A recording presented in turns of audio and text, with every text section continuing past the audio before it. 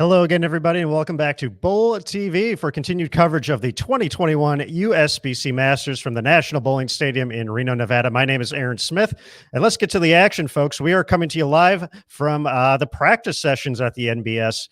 So our first look at B Squad. We're going to have some fun over the course of the next hour, talking to some folks, looking at the players, seeing who's in the field. It's going to be fun. We're going to have a good time. Let's start bringing in some of our guests to get going before we get to the bowling. First and foremost, one of my co-hosts this week is going to be Matt Cannizzaro. So, Matty from Texas, how are we doing today? Aaron Smith, we're doing well. Very much looking forward to seeing what these players have in store for us tonight and the rest of the week. The pattern is out, 40 feet in length, 30-plus mils, so a little on the heavier side. We talked to Chuck Gardner. We talked to Timmy Mack. We talked to a few players after A Squad to kind of get some ideas. So we have a few things we'll be looking forward to. But the thing I'm looking forward to the most right now is seeing these two cool cats right here, Mike Flanagan and Jason Thomas, live from the National Bowling Stadium in Reno. Please let us know. We'll make those. Hello, gentlemen. How you doing? Hello. We're doing Now great. it's a party. Absolutely. We are doing absolutely great. And look who else we've got with us. Oh, my. There we go. Chad Murphy enjoying the havoc that we've wrecked on the lanes out here. Some interesting conversations taking place on the break after the guys that came in and watched that first practice session. I heard some guys saying, "Hey, this might be harder than the U.S. Open." The scores are going to be low. I don't know if that's true or not, but based on what they saw that first session and how scrambled the brains of all the ball reps were, it was pretty interesting stuff. Well, with that, we'll go ahead and bring some of the action, and we're going to go to we're going to go BullTV 5. I like BullTV 5 here. Okay. Good so choice. This is behind lanes 57, 58. We got Christopher Sloan, who made the show in 2019 all the way from Ireland. The big nasty himself, Wes Malott, and that's Jerry Mars, a very talented regional player out of the Midwest. So we've got some good guys to, and they're waving at us. So we get a few different opportunities to see how this pattern, how they attack it on the fresh. Once again, 40 feet the length. 30-plus mils for the volume. There's Brad Miller. I don't know if that hat's allowed, but he's wearing it, folks. But Mike, we haven't heard from you yet. How about some initial impressions from you here, just in the first few hours here at the Masters? Well, I just want to know if you two are jealous of our screen behind us. Well, I know Aaron's not because he's got 3 of the same screen right behind him, but Matt definitely will be jealous of that. I think so. And these are very comfortable chairs, guys. The chairs are nice. These are part of the new furniture that we have here at the National Bowling Stadium. I had to make sure that the back matched because they have some different color schemes going on. So we got matching seats. And I think you could actually sleep in these too. I think you can too. We some might of have those night blocks. When we're running a little low on energy, you could probably get some Z's in these chairs. They're pretty comfortable. But about the bowling, a lot of urethane. I talked to some players with my handy dandy camera here that I'm putting together a little video for that'll come out tomorrow, and they were talking about urethane and going from fresh to fresh. To the new audience that we have in here, if you weren't watching earlier, with the social distancing. The reason why you're seeing 2 pairs on your screen but only one group of bowlers bowling is because after 20 minutes, they're going to move over and bowl on that other pair, and they flip around the bowling center. And then throughout all the competition, JT, it's switching one pair to the right while they disinfect the other pair. Right. And there's a lot of safety protocols involved that we've never seen before. Yeah, absolutely. And the thing that's interesting about it from a coverage standpoint is normally you'd be able to watch pair left and a pair right. For the actual coverage, we're going to be focusing on the one pair, and then when the next game happens, we'll be focusing on the other pair. So you'll get to see things a lot up close and personal than you normally would with the BullTV coverage. So it's going to be pretty cool. Aaron, you're going to have to remind me to make sure I'm changing the shots out every game because it's not just a game of graphic this time. It's the whole ball of wax. So we got that. We got the scoreboards as well. So that's exactly. Yep. I'm gonna have to stay on my toes. Well, that's why you guys got the comfy seats. You're going to need it after running around the 78 lane NBS.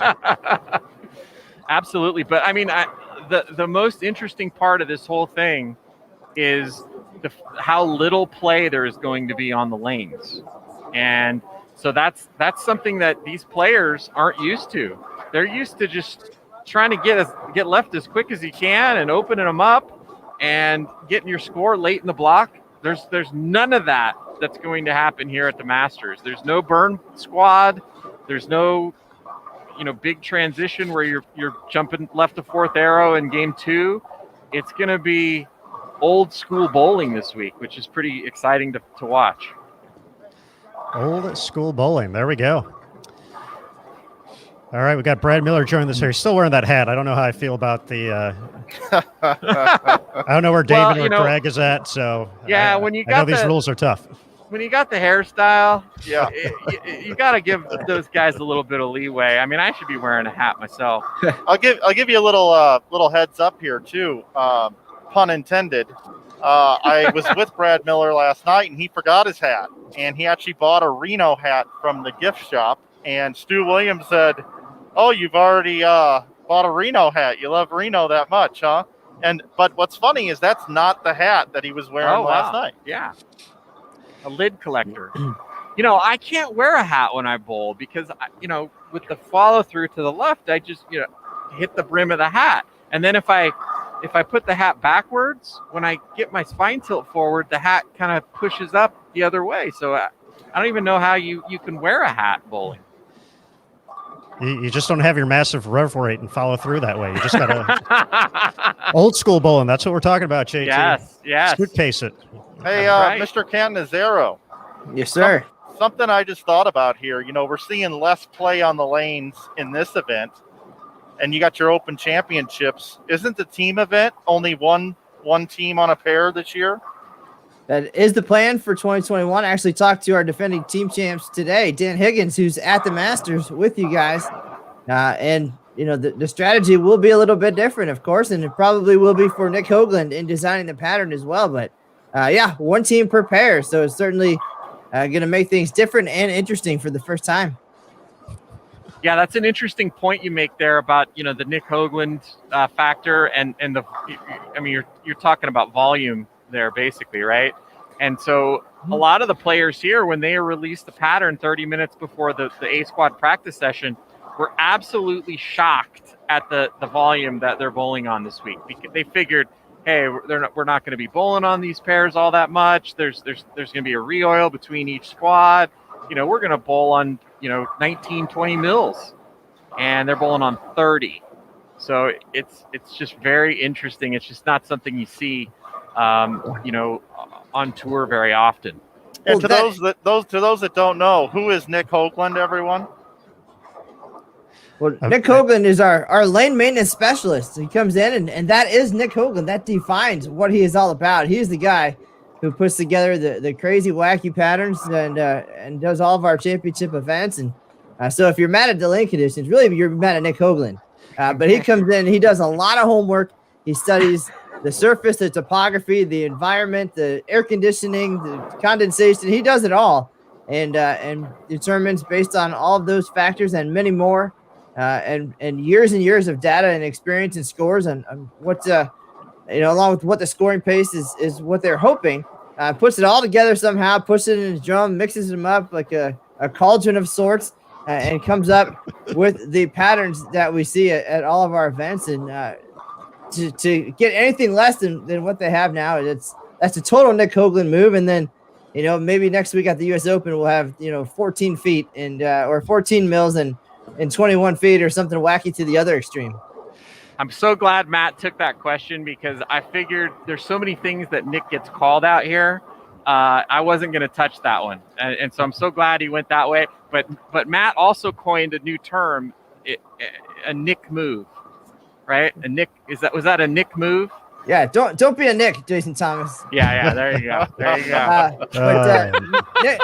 Nick Hoagland, Nick also a championship bowler in his own right. He is an Eagle winner in that very building in Reno. So he knows how to throw the ball as well as determine how well the rest of us are going to do when it's our turn to throw it. I certainly saw him twisting his mustache as he walked out of the building earlier today. Many collegiate students are familiar with Nick's. I'm caught up on the cauldron comment, so I'm going to work that in more. But from at the Hoosier Classic, moving on to postseason play, ITC, ISC, of course, our competitors on the PWBA Tour as well get to see Nick's patterns quite a bit throughout the course of the season. So they may be a little more adept to thinking outside the box, because that's what Nick likes to do. He likes to make you think outside the box, but he's usually kind enough to allow a few different angles. So it's always interesting to see the different courses of attack on a Nick Hoagland lane pattern. Yeah, and he wasn't taking too much pleasure in this, because sometimes he will take a lot of pleasure in describing the patterns and where the players are going to play. But he basically said to me, we're going to have all this volume, but you're not going to be able to play out. So they're going to have to play the track. And with all that volume, obviously anything that goes right is gone. And we saw that, all throughout the first practice session, players picking off 3 off the right, throwing it in the gutter. We saw Wes there. There's a 2 count. Yeah. Thanks, Wes. That's excellent timing. But, you're going to have to play in the track, but with no hold. So it's just very counterintuitive. And again, Nick wasn't taking a lot of pleasure in that, which, normally he would. But it's just a very fascinating pattern that they're going to bowl on this week. And it's going to be very interesting to see how much urethane goes down the lane, and then also how they break down, and whether the players just at some point realize, I just need to grind it out. There's no point looking for big ball reaction. Let's just shoot 50 over for the week and get into the top 64 and move on. That's it, JT. That's a great point. Whether you're 5th or 55th at this point, the goal is to get into that bracket. That's number one. Then anything can happen. It's you and one player on that pair of lanes. It's how you break them down. It's what your strategy is.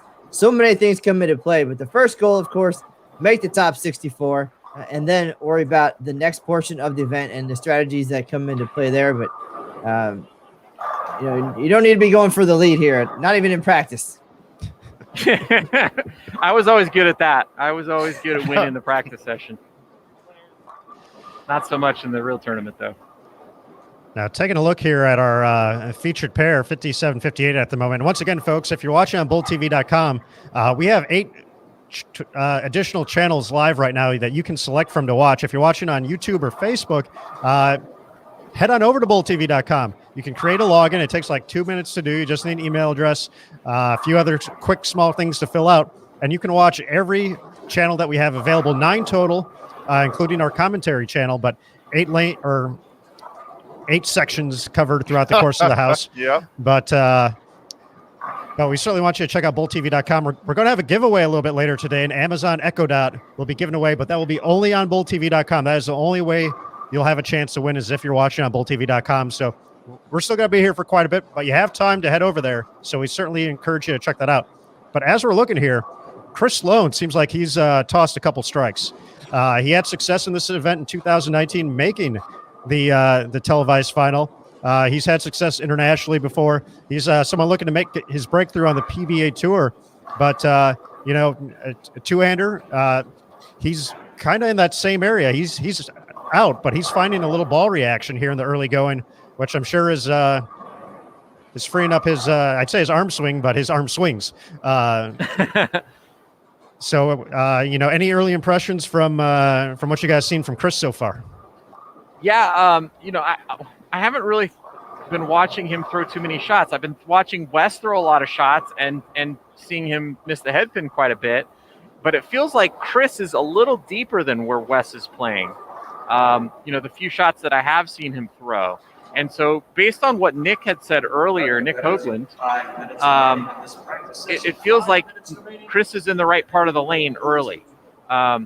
Because what Nick was saying was you can't really start out. You can, but the other factor that we didn't talk about yet is just pair to pair and the topography here. that affects trying to play out more than playing in the middle part of the lane. So you might have a pair where you have a good ball reaction from out, and then as soon as you move, you've got nothing. And that is, a recipe for disaster. And really what you can't do in this tournament is have a block where you shoot 200 under, because you can certainly, and there's not going to be that burn squad where you can get all those pins back.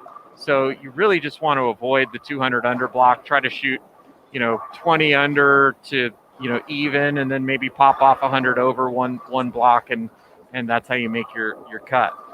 Hey, speaking of topography, you can check the topography of every single lane on the Masters landing page on bull.com. And the reason that I know this is a couple players walked up to me with these big, thick booklets. They're about this long, about this thick, about this wide here. And it's got every lane's topography printed out. Everybody got one of those that's participating in the tournament. I thought that was pretty interesting. Yeah, it's very cool. It's kind of like a yardage book that you'd have at a PGA Tour event or a U.S. Open on the PGA Tour. You can flip through it and see the topography on every lane pair, every lane in the building. So I think that's helpful. For me, I always liked to just read ball motion, but sometimes going in, if you throw a ball and you think you make a good shot when you move pairs and it washes out, you can look at that map and say, hey, was that me or was that the topography? So the players do have that tool in their arsenal this week, and I think it's a really cool little touch that the staff added to give the players who are competing here this week. And gentlemen, too, looking at the right-handers, I know nothing about being right-handed or bowling right-handed, but flipping it around to being left-handed, in this case, for the righties to be right and throw the ball right to left, I think can be effective. But it's when you open up and the ball ends up going left to right, no matter what. If it's going the other direction, then you're in absolute trouble. And that's where Chris Sloan, throwing the ball well early, he was definitely going with that right to left motion, whereas Wes and then Chris on a couple shots as well, pitching it toward the right. It's absolutely not going to make that turn. Yeah, and when you guys talked to Danielle McEwen at the end of our last broadcast, it was very interesting to see her talk about, and Danielle McEwen, she doesn't have the rev rate, and she doesn't see the sharp, hockey stick shape as much as some of the players out here. But even she was saying, the back ends are really, really bouncing hard, and you really need to find a way to control that, here on the pattern that they're bowling on this week. So I thought that was interesting. Chris Sloan, there are some two-handers that like to play straighter. I mean, for a long time, Kyle Troop, he would much prefer to play straighter than going left to right with it. And so I know that there are, a group of two-handers who have grown up, or have maybe even converted from one-handed to two, that learned how to bowl a little bit more up the lane and are better at that. And then obviously Urethane brings that a whole different dimension to what you're able to do. Well, and that's where you talked about coming off the back of the pattern. You wanted to tame the back end a little bit for the higher rev players and some of these big guys. That's the way to do it, right? The Urethanes, that's where it's going to come into play. Whereas we might look at the pattern and we're not going to see that because we're not the heavy-handed guys who need that.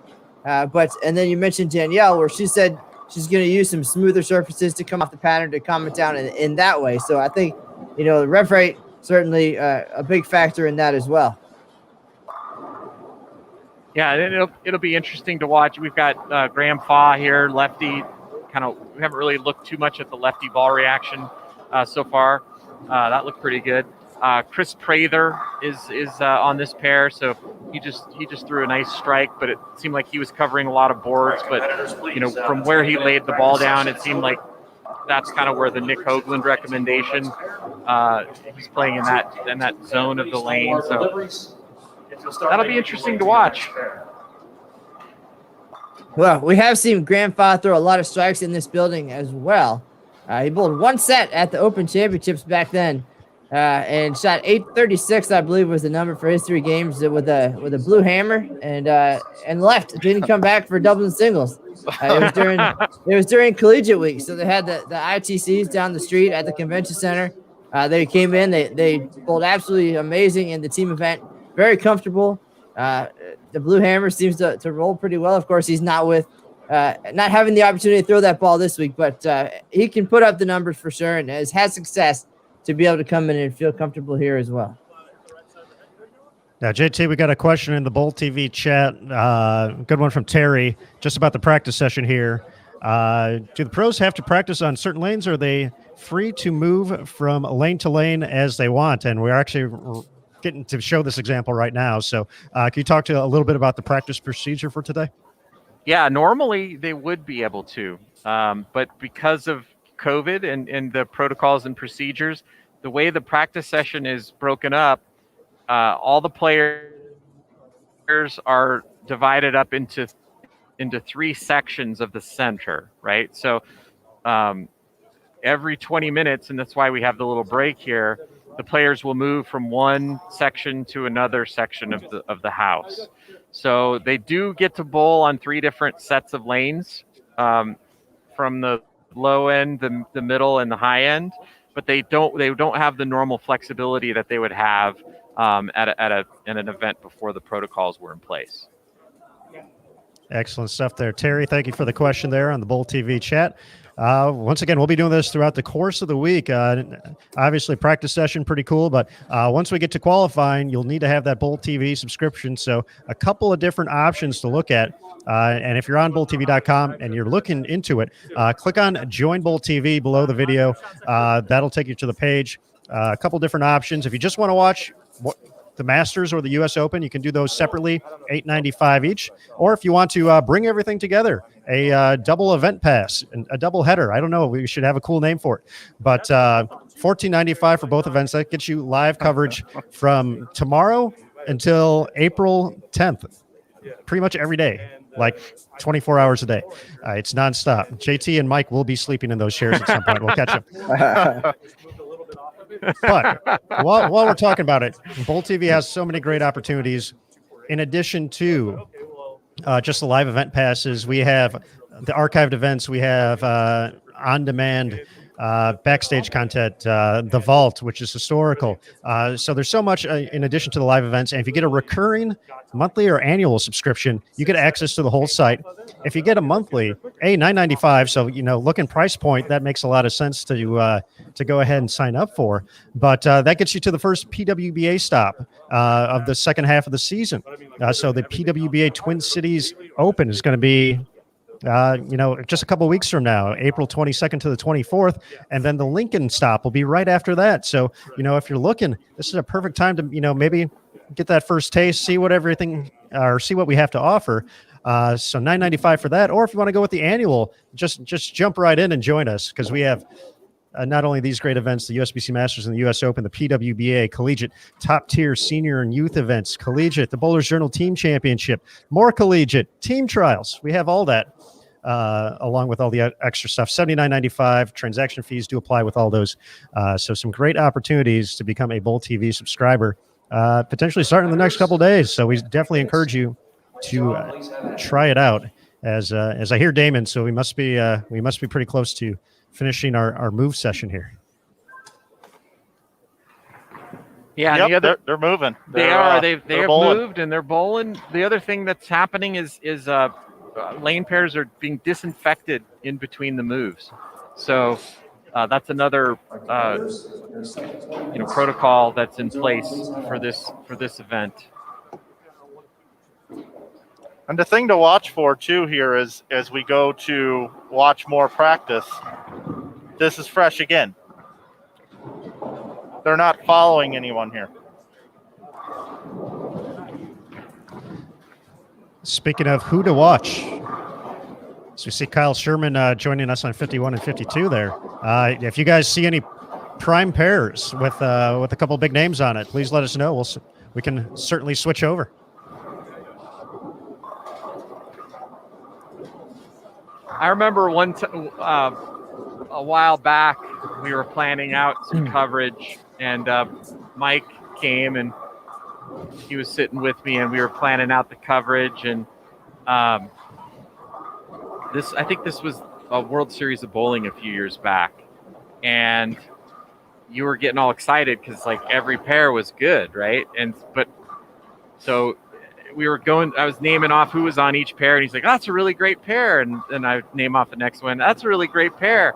And then at some point I just looked at him and said, this is the PBA. They're all great pairs. We've got to pick which ones are the great of the great. So yeah, I don't think you're going to go wrong, Aaron, with whatever pair you pick. All right. I believe I saw our 2016 champion, Anthony Simonson, bowl in the squad. So let's take a look at him, 63 and 64. So we'll head over there in just a second. That is a good pick. It is a good pick. And speaking of picks, I'm just going to come out and be bold right now, and I'm going to make my amateur pick of the week. Okay. Okay?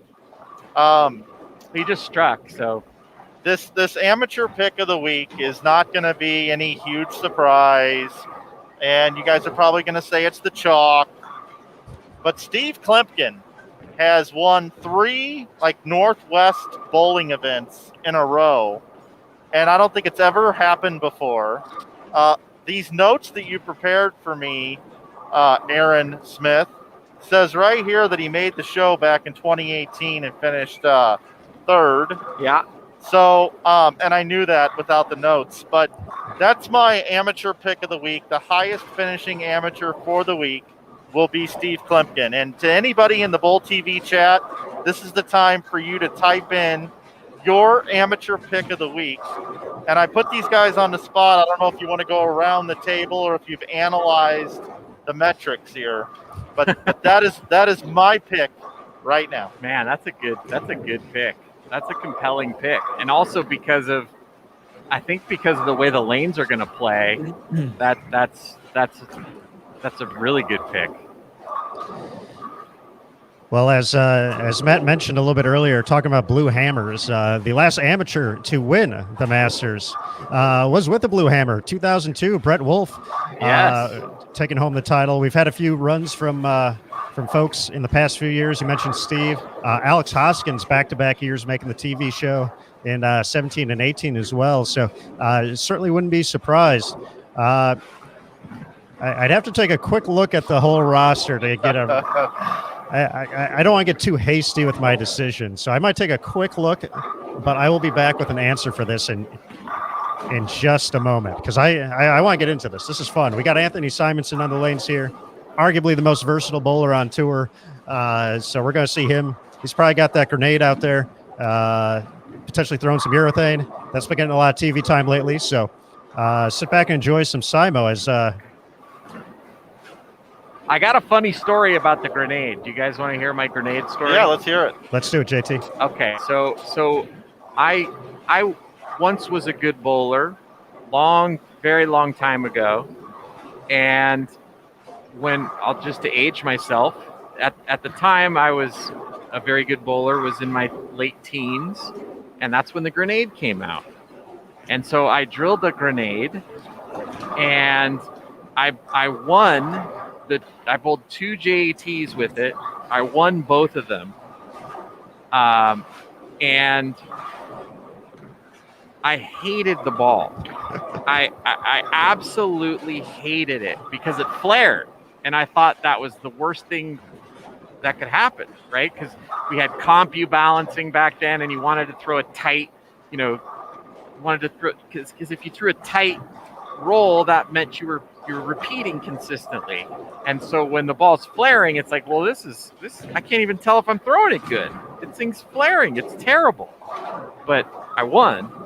And so, of course, me being, the arrogant 16-year-old I was at the time, I said, well, I must really be good because I can win with this piece of junk ball that doesn't even roll right.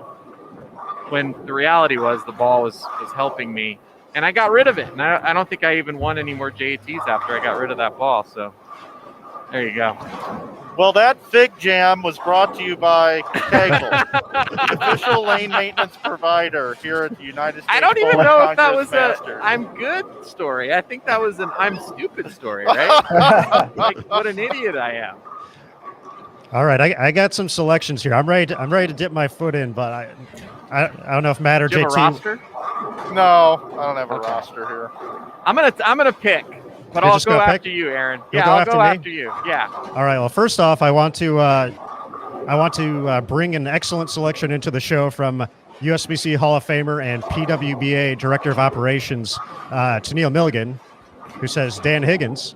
Higgy. Oh, nice. That's An a ec- good pick. An excellent decision from Tennille. But I'm going to go on the youth side. You know, Mike, you went with Steve. We'll call him an experienced player, one of our favorite guys. He's in the USBC Hall of Fame. I'm going to go on the youth end of it. I've been eager to see Cameron Crowe at a top level event like this for some time now, since winning the U.S. Amateur in early 2020. He is on the roster, and I am eager to see the young man from St. Ambrose University attack the lanes here this week. He's been always been impressive in college for the past year or so. Watching him on BullTV, it's been impressive to see him and see how good that team is, that whole environment. So Cameron is the one I want to watch. I think he can, if he's able to get comfortable, find some strikes, he's going to, especially if he gets lined up, it's lookout time, because he throws some of the dirtiest strikes you will ever see. But Cameron Crowe, I'm looking forward to seeing how he performs this week, and hopefully at the end we got some match play for the young man, and the first of many successes he has in this spectrum on the professional side, even though he's still an amateur, potentially down the road. So Cameron Crowe for me. Well, that's not fair, because you know it's a lefty in the National Bowling Stadium. So no, I'm just kidding. I'm just kidding. Yeah. That's more for Matt. That's for Matt. You got to go first, and you thought about this for all this time, and so it's only fair, right? That Right. you know the next guy. And by the way, that was my pick, Aaron. So thanks for stealing that from me. But Gladly. can I go next so Matt doesn't steal my next pick? Yeah, sure. Okay, I don't have the roster in front of me. I think he's bowling. I know he's bowling. I think he's bowling the U.S. Open.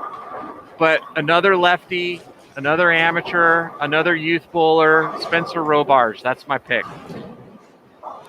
That's can't argue with Spencer. He's been winning everything under the sun on the SYC tour, and just piling up 300s, 800s left and right. And by the way, he just bowled his 45th 300 game, which is the youth record. That's just crazy. 45 300s already. And he bowls 300 every time I see him at a tournament. He's bowling 300. I can't even black cloud him. Mike, can you black cloud him this week? I will this week. Now, let me just jump in here for a minute and say that how is it possible that I've been with USBC and BullTV the longest out of everybody on this broadcast right now, but I get to go last That's why. in this That's why. conversation. You're the But, most experienced. I did not study ahead, but in Aaron's choice and then JT's choice as well, there is some top young talent here coming through the Junior Team USA program. That, of course, is a benefit of being on Team USA or Junior Team USA, is the chance to compete in the Masters and the U.S. Open. So some top talent there. You mentioned Spencer already. I like Anthony Nair coming out of the East Coast and joining the PBA, looking for some success on the big tour, just like his dad had many years ago. Tyler Cortez Shank, also another top standout. The list there is pretty deep for Junior Team USA members. So again, in that question, you have to lean toward the left-handers because, well, I am the left-hander here. So I like Nair. I saw somebody in the chat chose Nair as well, but there's so many. And again, Tennille's pick was great. It's tough, very tough. Shout out to Zeke Bate, who's picking Chad Roberts, not himself. And Chad Roberts, also an Eagle winner at the National Bowling Stadium. So if we're talking about past success and being comfortable in the venue, that's a pretty good list as well. We mentioned Maria Jose Rodriguez earlier, winning the Queens at the National Bowling Stadium. She's got to feel pretty good walking in the doors there every time too. We talked about that on the last practice session. You know, I really liked the look of Danielle McEwen and Liz Johnson. And I didn't even mention Maria, but yeah, I mean, Diana Z's here as well. I mean, I especially with the lanes being fresh for as long as they will, I really loved all four of their chances. Also, I'm generally a work comes first kind of guy, so maybe that's the reason. But the absence of Matt McNeil's name on this list is pretty surprising as well, given the amount of success and strikes he's thrown at the National Bowling Stadium. That's a great point. That is a great point. I don't think anybody has struck as much as that guy at this venue. But as Mike pointed out earlier, though, the storylines, the list of folks not at this event, nearly as impressive as the folks who are at the event. So I'm sure some of those questions and conversations are going to come up during the week as well. Yeah, and if Kyle Troop has two great events, makes a show, wins a major, he could almost lock up Player of the Year, especially with TD missing from this one. But I talked to Kyle after the last block because he was practicing, and he said urethane. You know, he's going to drill another urethane ball, and he says that he can control the pocket and keep it around the pocket with urethane at least through 2, probably 3 games for sure, being fresh. He's all in on urethane, but at the same time, a guy like Don Barrett said, what we bowled on earlier, being the first guinea pig squad to go out and having the pattern burn in, he doesn't believe that it's going to play quite like it did when he practiced. So that's just a little insight from a couple of the players that I talked to. So now, JT, let me ask you, how do we feel about Belmo going for number 5, or Butters, Jacob Butchev making it back-to-back, which, it's happened recently, of course, at the hand of Mr. Belmonte. Yeah, I think it's interesting. You know, everybody's freaking out because Belmonte's not, he's like 18th on the point list. And they're like, well, it's kind of like when Mark Roth had a bad year in the 1980s. And it's like, well, Roth's over the hill. And then, he'd make the show the next week. And they'd ask him, are you over the hill? And he'd be like, I'm on the show. So, I mean, Belmo, I had a nice conversation with him, the open conversation that we did a few days back. And he says he's kind of given up on Player of the Year for this year, which is kind of scary for the rest of the field, because usually when a player that good has kind of given up on something, that's when they win. And so I would not be surprised at all to see him bowl up, but that's not going out on a limb. But Buttriff, I don't know. He's bowling great. He's the defending champion. He is a lefty, and we are bowling at the stadium. I'm really curious to see how he does in the U.S. Open. That's really what I'm looking forward to this week, because he was so dominant in the U.S. Opens for 2 straight years, and then he had like one of the worst U.S. Opens ever the next year. And so I really feel like he wants to win that tournament more than anything. It was nice to see him get the Masters win in 19, because it was kind of payback for the 2 U.S. Open losses, and it got him his first major.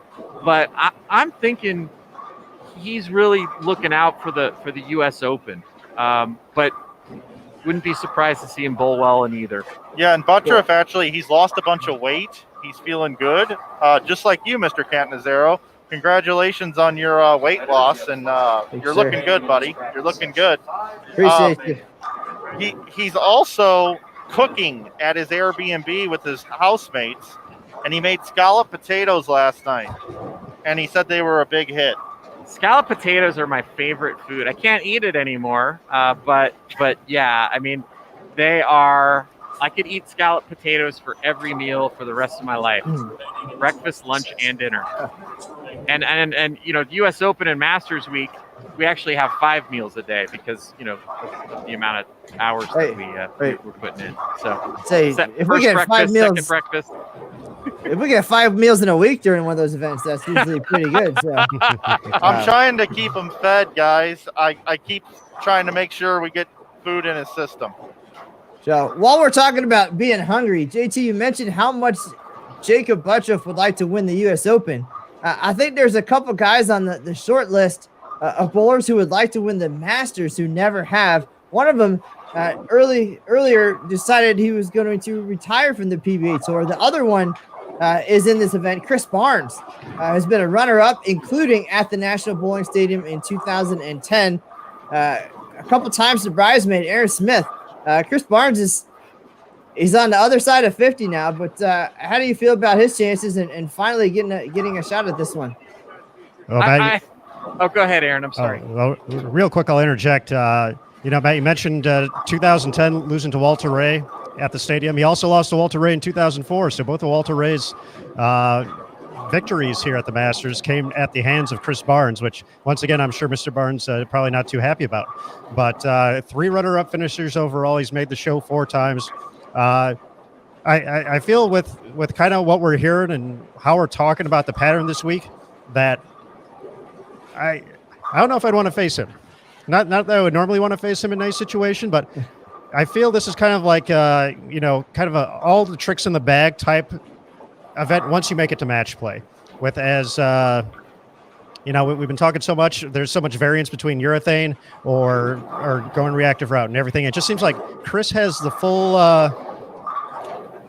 bag ready here to go to potentially win some matches, get comfortable, and especially with the less wear and tear on the lanes. As other guys are looking for it to open up a little bit, he's going to be able to kind of keep everything a little more closed down.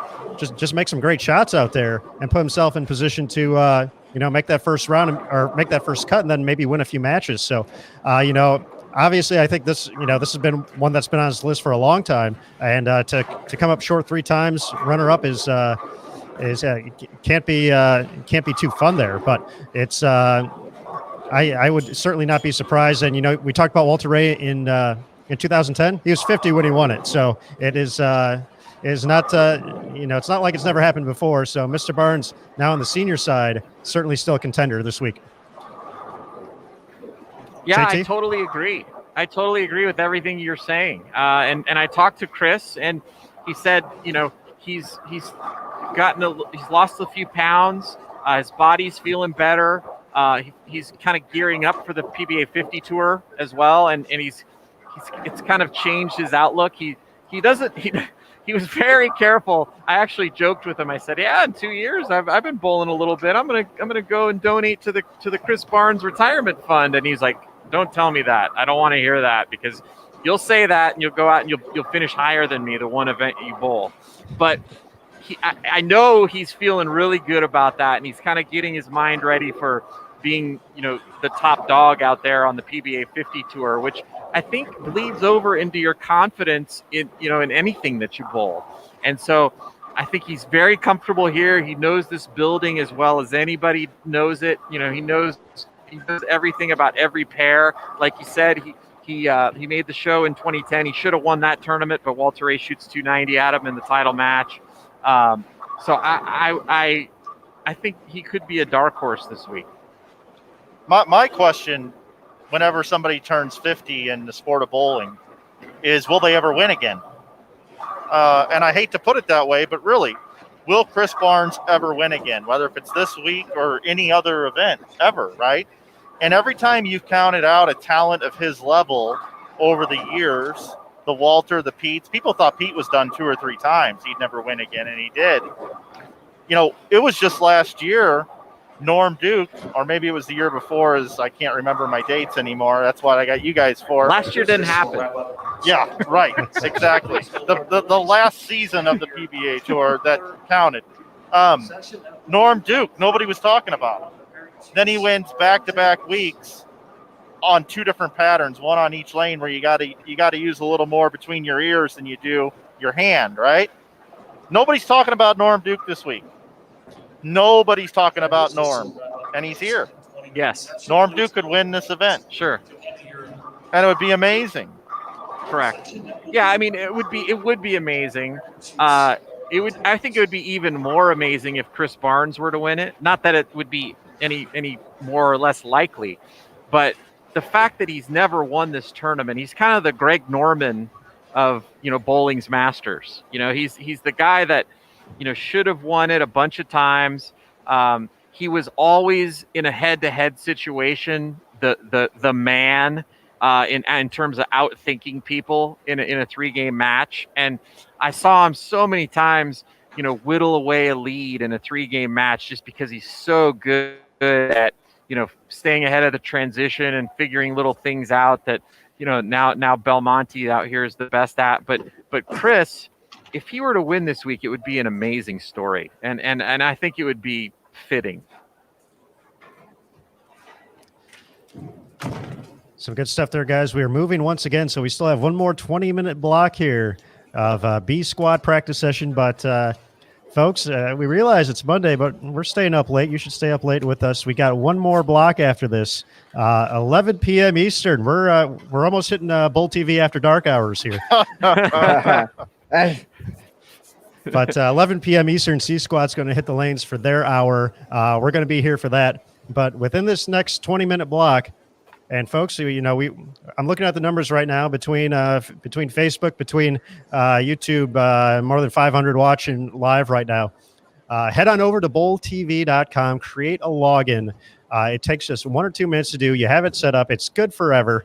And that'll get you not only to be able to watch today, you can pick from any pair that we have streaming, which is a total of 9 channels total, eight different segments of lanes, since we don't have pairs actually, but they're kind of pairs. But head over to BullTV.com, create that login. You can watch. You can kind of get the feel of the BullTV experience. We got the chat open. Always a great BullTV chat community. And you'll have the opportunity to win an Amazon Echo Dot. And all you have to do is just be over there. There's no trick question to answer. Mike's not going to pick a random number that you have to guess. You're just going to hit a button, and you'll be entered for a chance to win that. It's just a token of gratitude for joining and checking out BullTV. Once we get to qualifying tomorrow, though, that's when you will need a subscription to watch. But that subscription, depending on which one you get, we're starting. Tomorrow's March 30th. We're going to have coverage every day with something new coming up every day. Masters, U.S. Open, more podcast practice sessions like this. Obviously, the qualifying and match play is going to be amazing. We're going to have pregame and postgame shows before the FS1 shows. All that's going to be on BullTV. So from March 30th to April 10th, you got actually April 11th with a few of the pregame, postgame stuff. It's all happening. So check it out. A few different options to subscribe. As we mentioned, if you want just one particular event, $8.95. If you want to pick up both, $14.95. Pick up a monthly recurring subscription. That gets you to the first PWBA Tour event coming back up, Twin Cities Open, April 22nd through the 24th. That'll be covered in a monthly as well, $9.95 for that. Or you can look at the annual, $79.95. Transaction fees do apply, folks, but a lot of great stuff coming up. It looks like we got EJ and Sean Rash coming here in the next couple of minutes here on 61 and 62. So we might just stay put for a moment as they get ready for their next block. But folks, once again, if you're watching on Facebook and YouTube, we definitely appreciate it. The Masters is here. It's happening. But to be eligible for that Amazon Echo Dot and to watch the rest of the week, you got to check it out on BullTV.com. Pick up that subscription. But yeah, we got one more to go here. And Michael, Jason, I see Sean, and I see EJ. Anyone else coming up big that we see? Those are two big names right there. We got Tommy Jones in front of us. Let's see, who else? 49 and 50 is going to have Tommy Jones if we want to cover that a little bit later with Richard Teese. I see DJ Archer here on the concourse. DJ, he was injured, and he made the show back in 2004. Many people forget. DJ's a young guy, but he made a show at a very young age in 2004 and finished fourth. Dick Allen on 45 and 6. He just gave me a fist bump. It's cool seeing him finish runner-up in that, and also spilling his water all over the concourse. I was going to just say, let's keep the water away from Dick Allen. Was that the happiest moment of Dick Allen's life when he spilled the water on that show? he if you go back and watch the tape and watch the look in his eye. Dick Allen loves chaos. You're talking about a guy who he had 2 shirts made a couple years back. One it was a white shirt and it had a black dot right here on the front, and then the other shirt was a black shirt with a white dot in the same spot. And I go, what does that design mean? And he goes, well, you know how when you're holding the ball, but while you're waiting for the shots, and then your shirt gets all dirty right there. He goes, well, the white shirt, you never see it get dirty because it gets dirty in the black spot. And then the other shirt, the black one, I'll just never wash it so the white spot fills in with black. You're talking about a guy who does that kind of stuff, and then he spills his water on the show, and there's 500 people that rush out to clean it up, and he's just looking there. He's got that look in his eye of, this is the greatest moment of my life. This is the funnest thing I've ever seen happen.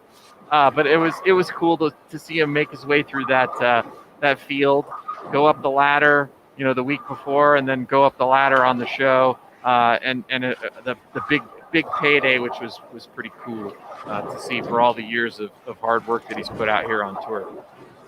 I was still pretty amazed when he made the U.S. Open show in 2020 that was his first major show. So to have 2 of them kind of come back quick, over the course of a year, pretty awesome. Definitely one of the. I always enjoy watching him on TV, watching him compete. That run through the Players Championship show to make the main show when he averaged 270. Pretty incredible. But JT, I want to take a quick second to address a comment in the BullTV chat for you, because our buddy Chris Barnes was listening, and he said, I was listening to Jason Thomas. It took me a while to realize he wasn't talking about Robert Smith. He's honored. I have some Robert Smith news, by the way, but yeah, go ahead. Keep. I'll keep taking my medicine. Keep going. I'm just trying to show the folks what BullTV is all about. So this is what happens when we're on the air. These cool things happen. So once again, a lot of great opportunities this week to have moments just like that. So JT, I'll throw it back to you guys as we take a look at EJ here, runner-up in 2014, and 2007 champ Sean Rash here on 61 and 62. Shout out to Chris Barnes real quick, personally from me. They've got these squares roped off here with gaffing tape on the ground. It's 4x4, and you can stack as many bowling balls as you want. And Chris Barnes, if you don't know this, he'll tell you that he doesn't, but he loves attention. He puts his balls right next to our booth. So every time he makes a ball change all week long, we get to talk about it. And he's got all his stuff right here. And I've already, every time I get a new piece of gum, I put a piece of gum in his thumb hole. Well, that's the thing he needs to be careful of, because if he gets a little too frisky in the chat, we could just walk over and do some stuff to his bowling ball, or put something in his water bottle that he's got sitting over here, and make his life a little miserable. So he's got to be careful.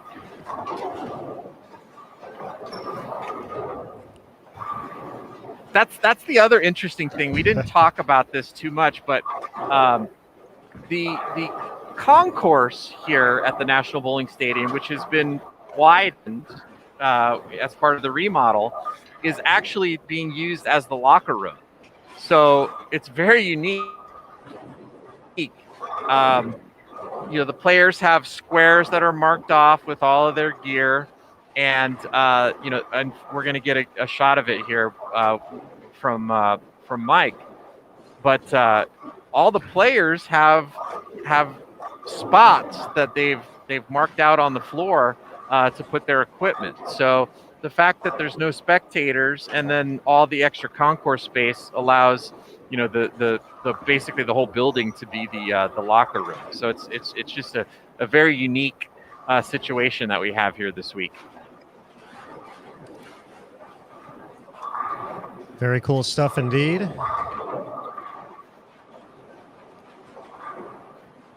And a good way to social distance with more than 200 competitors. Yeah, for sure. And then when we get into U.S. Open, the practice range will be down on the low end. So the players will practice down there, and then all the competition will take place up here where we are. For those of you who are wondering about the practice pairs at the U.S. Open, it's a part of the event that has kind of come into play the past couple of editions of it, where essentially prior to the start of every block, there is a handful of lanes set up for the competitors to get warmed up before they get to their starting pair. Essentially, I think they get one shot per lane, and then they go straight into competition. So it kind of takes away from the ability to open up a pair throughout practice. So you get the patterns almost at their truest form. And, we're actually going to have some of that similar here at the Masters with the way this skipping procedure is going to be this particular year. So I think, folks who have navigated those early games at the U.S. Open in the past few years will potentially find some benefit knowing that, hey, this is, I've seen this at the U.S. Open before. This is something it's different. Could be scary. Who knows? But it's not something new to me. So that, even just having that little experience could help you just, calm a few nerves through those first few frames. Just get out of the gates well, fill a few frames before you really start to find a look, put together a few strikes. That's a great point. And by the way, EJ Tackett just left a Rhino page there. You guys remember what a Rhino page is, right? Oh yeah, I remember that day. Yeah. Yes, sir. Yep. What a mess. Yes, I think that might have only been the second time I've seen that left with EJ there. It's a pretty unusual leave. It was fun to write that in a news release as well when it was all over with too. Yeah, the pin numbers took up a whole line of text. Like, as if my stories aren't long enough already. Went My from, goodness. 2,000 to 3,000 words. So is this like breaking the fourth wall here? We had Mike Flanagan on the show, and then we had him as the cameraman, and now he's on our featured pair. Yeah, well, somebody said, Joe Stretch said, Sean Rash looks like he has a great ball reaction, and then Mike goes down there and he misses a head pin. We still got it. That is all I'm hearing right now is that we still got it. We'll give Joe a half credit for the black cloud. All right, folks, this is going to be our last call. If you're watching on Facebook or YouTube, to head on over to BullTV.com if you want to have a chance to win an Amazon Echo Dot. The giveaway is going to be coming up in just a few minutes. So you have to be on BullTV.com in order to be eligible to get in there, to be able to click on the button to submit your entry. It takes just a minute or two to log in if you have never created a login before. So that's why we're going to take a few minutes for y'all to head over there, check it out on BullTV.com. We got the chat going. We got more channels to choose from as well. So in addition to our commentary channel, 8 additional channels of coverage across the National Bowling Stadium. So before time runs out, be sure to head over. We're going to give it away soon. You're going to hear us talking about it, but you won't be able to enter unless you're on BullTV.com.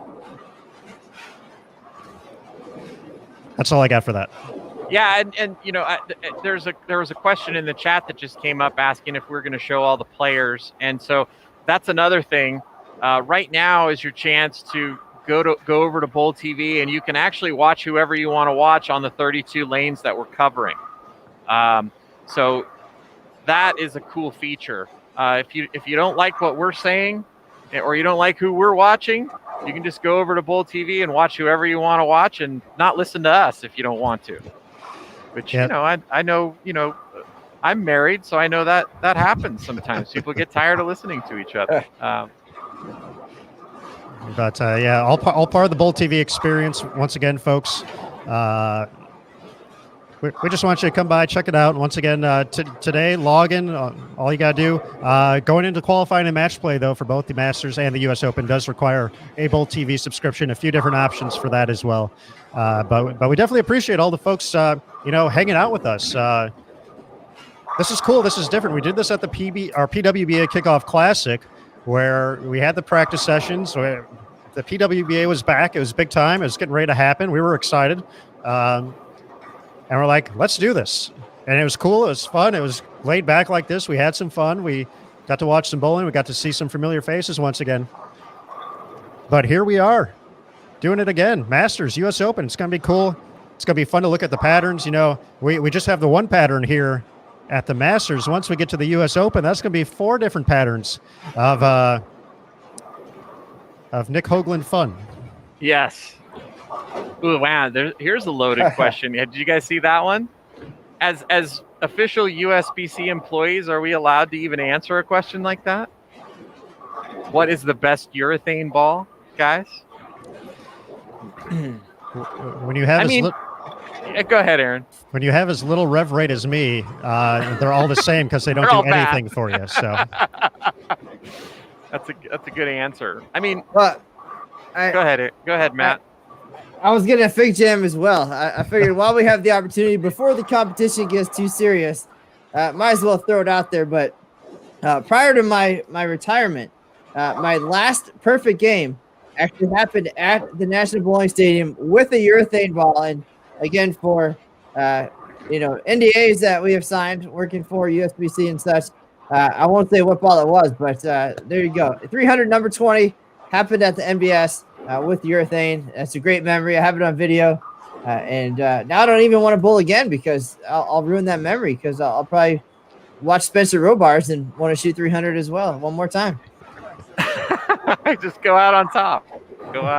Did you say what kind of ball it was? I did not. I feel that for safety reasons, I have chosen not to. Gotcha. Well, Purple Hammer's coming up in the chat. That certainly does seem to be the odds-on favorite choice as the ball. I never had a lot of success back in the day with a Purple Hammer, but I know the new Purple Hammer was, different, right? But yeah, it's a great question. I think there is, because it's innovation, right? So somebody has a great mousetrap and everybody tries to build a better mousetrap. There might at this point be something out there that does the same thing and is as good as everybody says the Purple Hammer is. I don't know, but that certainly seems to be the popular choice. We do need to find one talented volunteer just to throw them all and just tell us once and for all, because most of the players that we're going to see and they're throwing the equipment for just one company. So whether it's Jason Milligan or Earl or whomever it is, somebody just throw all of the urethane balls and just tell us which one's the best. Well, Matt, maybe Nick Hoagland can do it. Good answer. Now, Matt, I know you wouldn't name drop. I'm going to name drop right now, though. Amazon Echo time, folks. We're going to do the giveaway right now. Last ditch effort to get to BullTV.com. It's coming up in just a couple of seconds. It's going to pop up in the bottom left-hand corner of your screen. If you're on full screen, you may want to take it out of that just to be safe, to make sure you see it. It's going to count down, and then you're going to see a blue submit entry button. When you see that, click it. That means you're entered. You're good to go. You have a chance to win. You don't have to do anything else. So with that, let's do this thing. One lucky winner is going to take one home.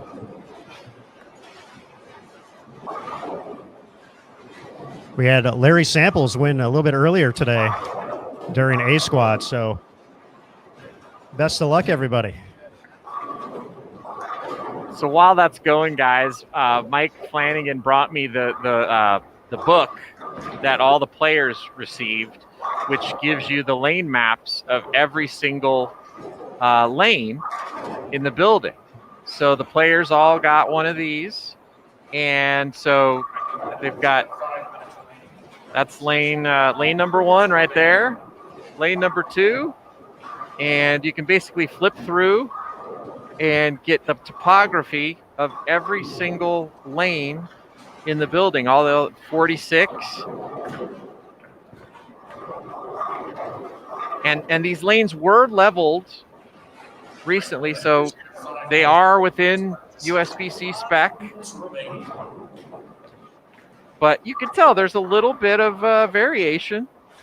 There's a little bit more blue there, but you get to another pair and you make a great shot, and the ball washes out. You want to know why? Is it because Belmo was on the pair before you throwing urethane, or is it because, the topography is a little different? I was always happy to just figure it out and make the move and not really care why, because I was always the over-analysis paralysis guy. So more information would just, make my brain freeze up. But, these players want to know why, something happened. And then the next time they come to the pair, they know, hey, I got to move 3 right, before I even throw a shot on this pair. So that book is a very cool memento. In fact, I'm thinking about bowling the Masters next year and not working BullTV just so I can get the book. And also not have to work 20 hours a day. Well, with that, JT, definitely a great tool for the players this week. We want to congratulate Chris Nofuente for winning the BullTV giveaway. There's a familiar name, huh? Absolutely. Yeah, that's great. So congratulations, Congrats, Chris. And thank you to everybody who participated. Who do you guys want to talk to after they shut them off? You guys want to talk to EJ and Rash? We certainly could. That'd be a good variety. We could ask Sean about urethane bowling balls. So, yeah, because we know they don't want to talk to us anymore, or me at least. JT, we trust your judgment. So, okay. Perhaps all this talk about the left side. If there's a southpaw that we could put. Yeah. Potentially grab a few thoughts too. I know Michael Martell's on the squad. I think we saw Graham Fa a little bit earlier. Yeah. Okay, I'll get you a righty and a lefty. How about that? That's called symmetry. Yes. All right, folks, just a couple of minutes left here of our practice session for B squad competitors at the USBC Masters. Once again, we'll be back at 11 p.m. Eastern tonight for C squad. So we will have all 3 practice sessions featured. We have one more Amazon Echo Dot to give away. If you're watching on BullTV.com, once again, you have to be on BullTV.com to be eligible to win. But we certainly appreciate everyone checking it out. Hopefully getting excited about the Masters. We're going to have coverage here throughout the week, qualifying and match play. All these channels here on BullTV.com. Of course, leading up to the top 5, making it to the step ladder finals on FS1. That's going to be Sunday, 2 p.m. Eastern. We're going to crown the first of 2 champions in Reno. And then the U.S. Open literally starts that day. So the PTQ to fill up the field, practice day after that, and then we get into competition, 56 games for these competitors to get to our top 5. Once again, April 11th, the TV show for that. 2 p.m. Eastern for the 5th and final major of the 2021 PBA Tour season.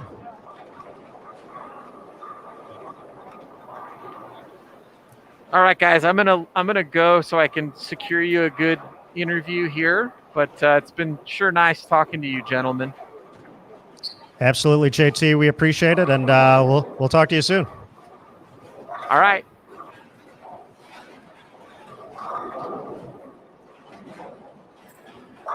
All right, Maddie, we got just a couple of minutes left here. I see some folks asking about who's coming up on C Squad. We do have our defending champion, Jacob Buttriff. We have Jason Belmonte, just to name a few. So for early star power, that is pretty good right there. But if you head to bowl.com/masters, you can find all that information. We have the 2021 results page. That's going to have everything you need to know. Just taking a look at it real quick right now. Andrew Anderson, the 2008 champion, or 2018 champion. He was much younger in 2008. Going to be one of the competitors. Jacob, as we mentioned. Cameron Crowe, our 2020 U.S. Amateur champion. Norm Duke.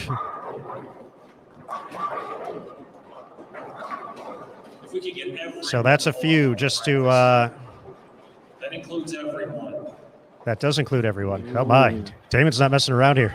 Just a couple of notes. You don't want to mess with that guy. We ask that you make bowling center in the next 30 minutes.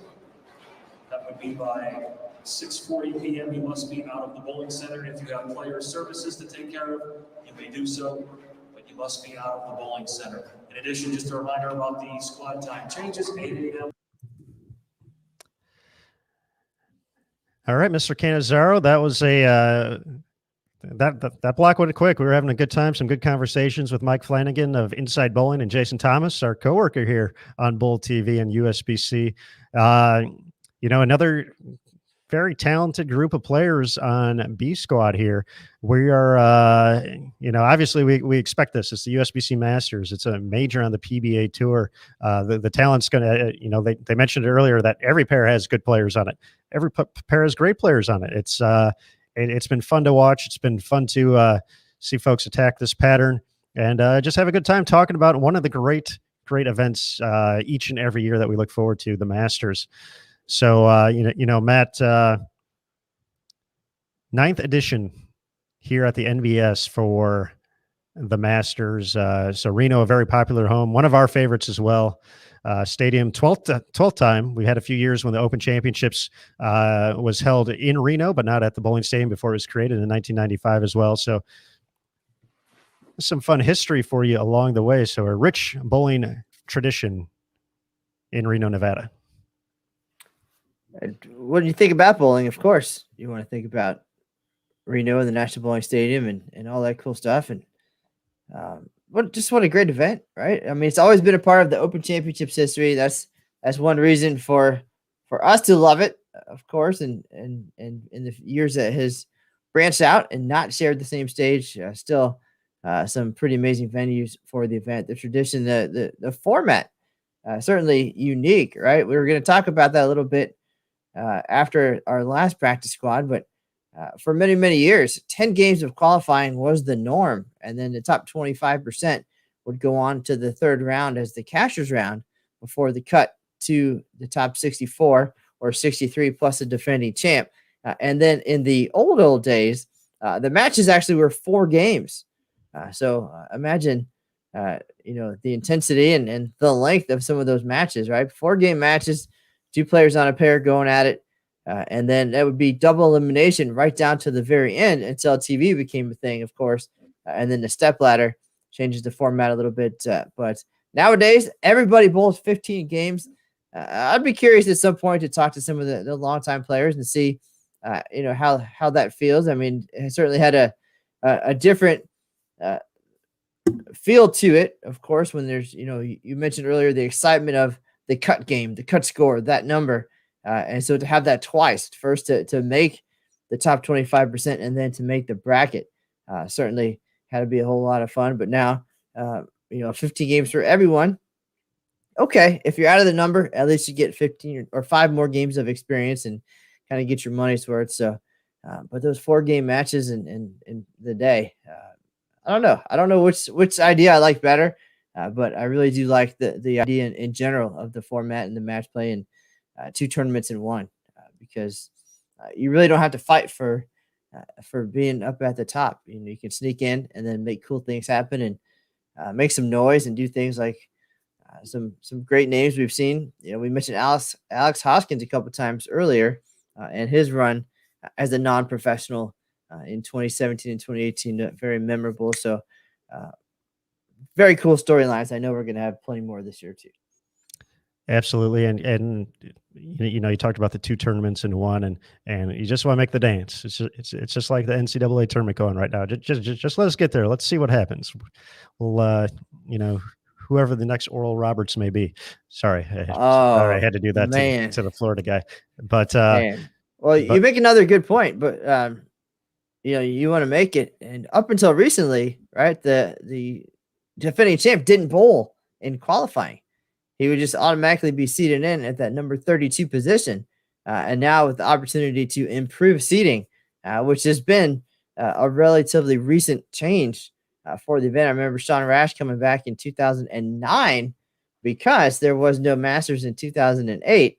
And again, you don't get the look, you don't get the games, you don't get the chance. You get a couple of practice games or shots or frames or whatever it is at different times. But and then now the 15 games Jacob Butchoff can try what he needs to try and try to get a look, especially since they're seeing so much fresh throughout the week. And then, of course, the matches will be fresh for the most part, at least early each day. So he's guaranteed a spot in the top 64, a chance to experiment a little bit, something that is a relatively recent change to the format as well. Good stuff there, Matthew. We are waiting to see if Jason's going to get us somebody. I haven't seen him pop up yet, so we're just trying to bridge the gap here. But 2 squads in the books. But when you talk about the match play portion of it, it's interesting to see the ebb and flow of that and how folks can make their way through a bracket. And you hear everybody say you can win with 550 or you can lose with 750. And we've seen that happen before, and we will continue to see that happen. Andrew Anderson, when he won in 2018 on his way to the stepladder, I don't believe shot above 670. But it's all about, you just got to beat that one guy. However you got to do it. That's all you got to do. That's all you got to worry about. And I think a lot of folks like that is that you're not necessarily chasing a number. You're not chasing, you have to somehow make up 200 pins on someone to, in the last 8 games or something like that to get into the cut. You just keep finding ways to win. And as they say, not only in a 1-game match, but in a 3-game match, anything can happen. So it looks like we're going to have Dick Allen joining us here, according to JT. So folks, stick around. We will have Mr. Allen hopping on by to chat with us real quick here on BullTV.com. Once again, we'll be back for C Squad. We're burning the midnight oil, if you will. 11 p.m. Eastern, 10 here in DFW, Dallas-Fort Worth, Texas. 8 p.m.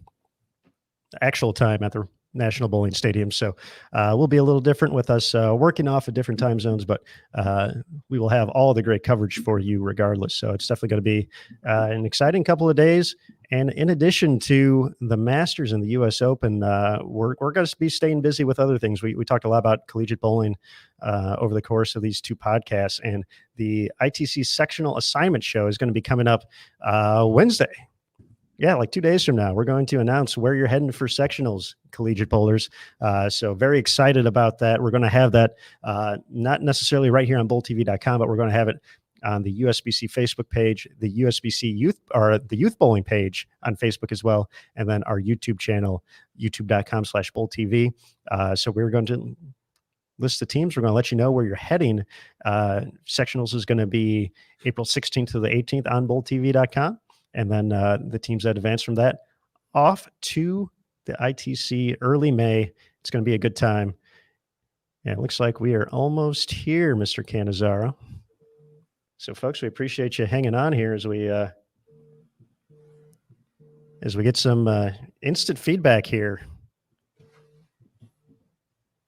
from the National Bowling Stadium. So, looks like we're just about all set. All right, let's bring him in. Dick Allen, welcome to BullTV. Hey, what's going on? Hey, how are you? We're doing well. Good to see you. Hopefully the last hour or so went well for you. What were you seeing out there?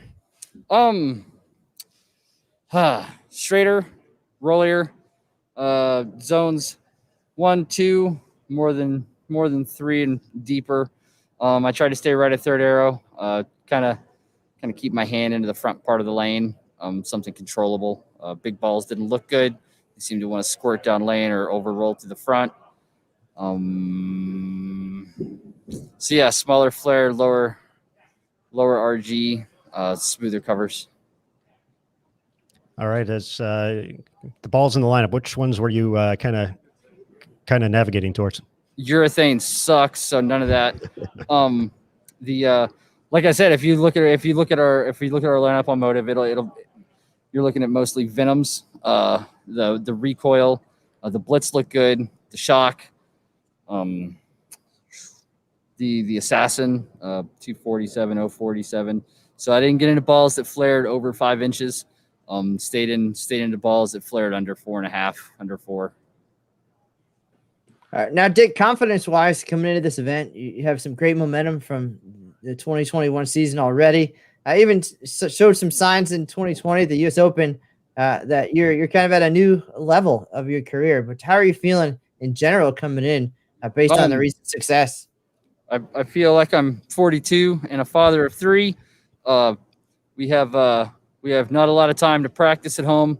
Before 2 days ago, the last shot I threw was at the doubles and match play before the show started. I'm on 3 days of practice right now. Practice is, I'm old. I haven't forgotten how to bowl. I just have to remember how to do it when I come out here. Basically muscle memory at this point. You know, I try and stay fresh because I'm a little older now. So if I waste it all in practice 4 or 5 days in a row, I won't have anything left at the end of the week anymore. So that's something definitely to consider. This is a long 2 weeks in Reno here. So not longer than a couple weeks ago. So I mean, there's the number of games are only a factor of the second tournament, not necessarily the first tournament. They only become a factor in the first tournament if you're in the losers bracket and you continue to march up the way. I mean, 5 games a day, it's not really all that much. So, it's kind of a cakewalk to get back into the rhythm the first few days.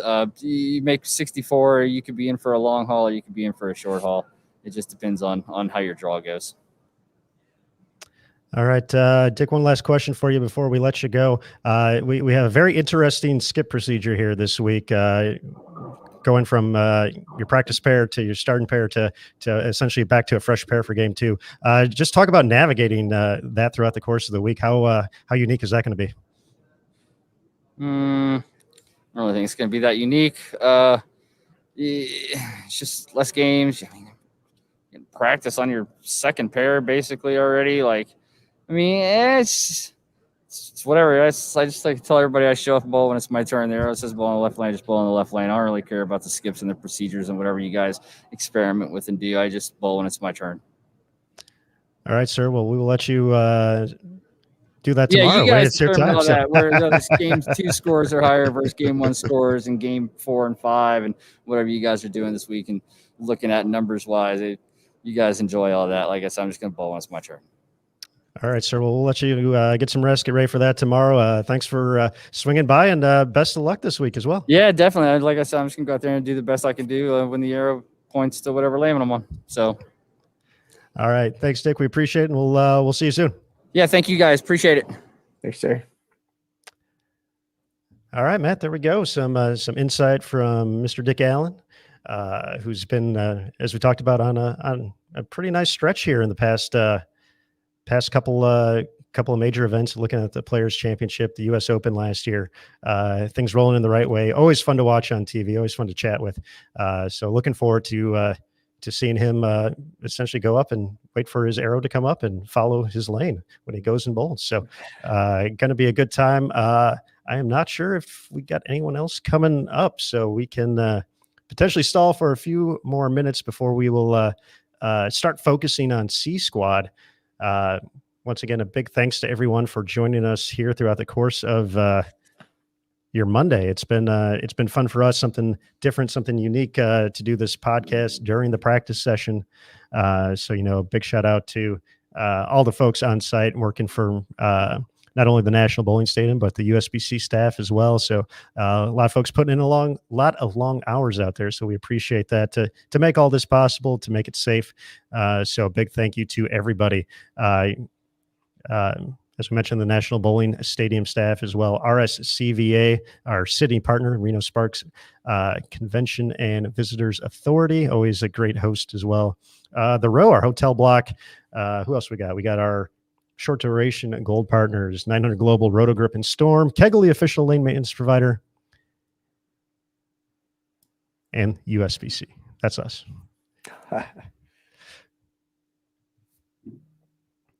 All right. Much like class here, like remember when you were in college and like you'd go to class and the teacher wasn't there and you gave them like a 3-minute window, maybe a 5 if you like the teacher.